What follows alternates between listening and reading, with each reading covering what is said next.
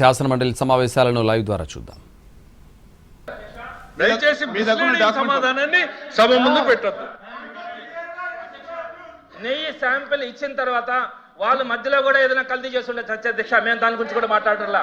ఈ ఎన్డీడీబీ ఇచ్చిన రిపోర్ట్ లో ఉన్నటువంటి ఎగ్జామ్షన్స్ అన్ని కూడా వదిలేసి సాక్షాత్తు ముఖ్యమంత్రి గారు ఈ ల్యాబ్ రిపోర్టుని తప్పుదారి పట్టిస్తూ 120 కోట్ల మంది విశ్వాసం నమ్మకమైన ఆ వెంకటేశ్వర స్వామి ప్రసాదం గురించి హేళన చేస్తూ అందులో ఆవు కొవ్వు పంది కొవ్వు కలిసిందని పచ్చిగా మాట్లాడడం దారుణం కదా అధ్యక్ష. ఒకవేళ ముఖ్యమంత్రి గారు చెప్పిన మాటలు వాస్తవం అయితే అది ఆ ట్యాంకర్లు వచ్చింది ఎప్పుడు అధ్యక్ష? ఆ డైరీ మొట్టమొదటి ట్యాంకర్ ఇచ్చింది వేళ ప్రభుత్వంలోనే. ఆ డైరీ ఈ కల్తీ నెయ్యి ఇచ్చింది కూడా ఏల సమక్షంలోనే.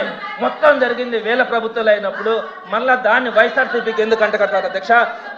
నేను ఇక్కడ ప్రధానమైనటువంటి విషయం చెప్తాను అధ్యక్ష.